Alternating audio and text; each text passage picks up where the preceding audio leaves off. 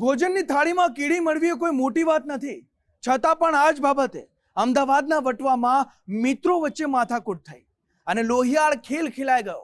એક કિશોર સહિત જે ફરાર 4 આરોપીઓ હતા તેમને પોલીસે ફિલ્મી ઢબે હરિયાણાથી ઝડપી પાડ્યા છે.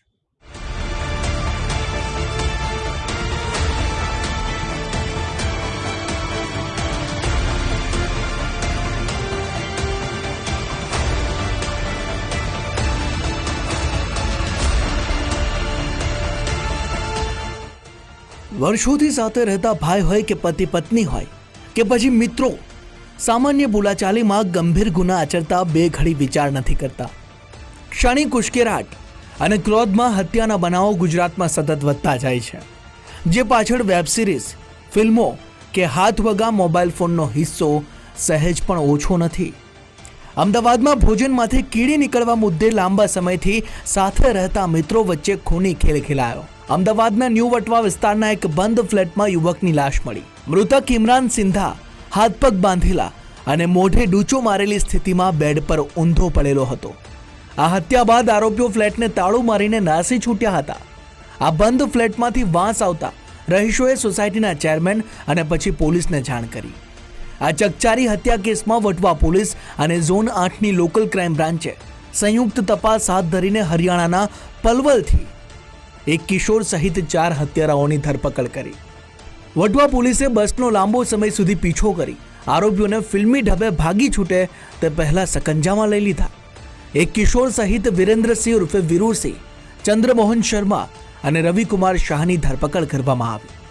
આરોપીઓની પ્રાથમિક પૂછપરછમાં સામે આવ્યું કે ગત 27 મે ભોજનમાં કીડી નીકળવા મુદ્દે મૃતક ઇમરાન સિંધાએ કિશોરને અપશબ્દો બોલવા લાગ્યો હતો. તો કિશોરે માંસ, મચ્છી ખાવશો તો કીડી સાઈડમાં કરી દો ને, શું વાંધો છે, તેવું કહેતા ઇમરાને માર માર્યો, જેથી ઉશ્કેરાયેલા 3 યુવકો અને એક કિશોરે મળીને ઇમરાન સિંધાને માથામાં કોઈ બોથડ પદાર્થનો ફટકો માર્યો. જે બાદ હાથ પગ અને મોઢું બાંધીને 4 હત્યારા ઘરમાં કુલર ચાલુ કરીને ભાગી છૂટ્યા. એ લોકો પહેલાં જયપુર ગયા, જયપુરથી ધોલપુર, આગ્રાથી ફતેહબાદ, મથુરા, વૃંદાવન, વઝીરાબાદ, ફરી ફતેહબાદ. પછી ત્યાંથી એ લોકો આગ્રા તરફ પાછા જતા હતા ત્યારે બસનો પીછો કરી એકદમ ફિલ્મી ઢબે એમને પલવલ પાસે પોલીસે ઊભો રાખીને એમને પકડવામાં આવ્યો છે અને પછી આગળની તપાસ હાથ ધરવામાં આવેલ છે. આ લોકોનું સ્ટેટમેન્ટ લેતા એ લોકોનું કહેવું એમ છે કે જમવાનું જે બનાવેલું આમાં કીડી આવી જતાં આ ઇમરાને એમને ખરાબ રીતે બોલવાનું શરૂ કર્યું, ગાળો આપવાની શરૂ કરી અને એના પરથી એ ગુસ્સે થઈ જઈને એમને પહેલાં એક હાથમાં આવેલ તાવું એમના મગજ ઉપર મારવામાં આવે અને પછી એમને બાંધીને ત્યાંથી આ લોકો કે આ અમને મારશે આ બીકથી એને હાથ પગ બાંધ્યા અને ત્યાંથી નીકળી ગયા. હવે તપાસ દરમિયાન અને પોસ્ટમોર્ટમ દરમિયાન અમે આ એન્શ્યોર કરવાનો પ્રયાસ કરીએ છીએ કે આ માણસ એક્ઝેક્ટલી આ તાવાના એનાથી મર્યો છે કે એને ગળો દબાવવાથી મારવામાં આવ્યો છે. પોસ્ટમોર્ટમ રિપોર્ટમાં ઇમરાન સિંધાનું મોત ગુંગળામણથી થયાનું સામે આવ્યું. જો કે આરોપીઓએ માથામાં બોથડ પદાર્થ માર્યા બાદ મળીને ઇમરાન સિંધાનું ગળું દબાવ્યું કે કેમ તે મુદ્દે હજી સસ્પેન્સ છે. મૃતક ઇમરાન સિંધા અને ઝડપાયેલા તમામ આરોપીઓ પાછલા 2 વર્ષથી ભાડે ફ્લેટ રાખીને ન્યૂ વટવા વિસ્તારમાં રહેતા હતા. મૂળ યુપીના તમામ લોકો એકબીજાને લાંબા સમયથી ઓળખતા હોવાથી રોજગારી અર્થે અમદાવાદના વટવા વિસ્તારમાં સ્થાયી થયા હોવાની શક્યતાઓ છે. જમવાનું બનાવતા હતા એ કાયદાથી સંઘર્ષમાં આવેલો બાળક અને કિશોર અને રવિ કરીને જે આપણો એ છે, આ બંને જમવાનું બનાવતા હતા.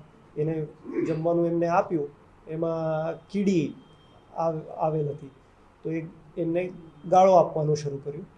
તો આ ગાળો સહન ન થતાં આ કિશોરે એમને કીધું કે તમે માંસ અને મટન જેવી વસ્તુ ખાઓ છો તો આ કીડીમાં શું તમે પરેશાન થાઓ છો, આ કીડી સાઈડમાં કરી દો અને જમી લો. એના પરથી એ ઉશ્કેરાઈ જઈ એમને એમને પછી એમને થોડી બીક પણ બતાવી અને વધારે ગાળો પણ બોલી છે. અને પછી એ લોકોએ સહન ન થતાં એક ઇમ્પલ્સિવ રિએક્શન જે આપણે કહીએ, આવેશમાં આવીને એમને એક પગલું ભર્યું છે. મૃતકને પરિવારમાં વિવાદ હોવાથી લાંબા સમયથી અલગ રહેતો હતો. ભોજનમાં કીડી પડવા જેવી સામાન્ય બાબતે 5 ઈસમો વચ્ચે થયેલી બોલાચાલી અને ક્ષણિક ઉશ્કેરાટ મોતનું કારણ બની ગયું. આ હત્યા કેસમાં વધુ કોઈ ઈસમોની સંડોવણી છે કે કેમ તે મુદ્દે પોલીસ તપાસમાં વધુ ખુલાસા થશે. આ હત્યારાઓ રાજસ્થાન, યુપી, નોઈડા સહિતના વિસ્તારોમાં ફર્યા ત્યારે એક યુવતી પણ તેમની સાથે હોવાનું સામે આવ્યું છે. જોકે હત્યા સમયે યુવતી હાજર ન હોવાનું આરોપીઓએ જણાવ્યું છે. અર્પિત દરજી, ગુજરાત ફર્સ્ટ, અમદાવાદ.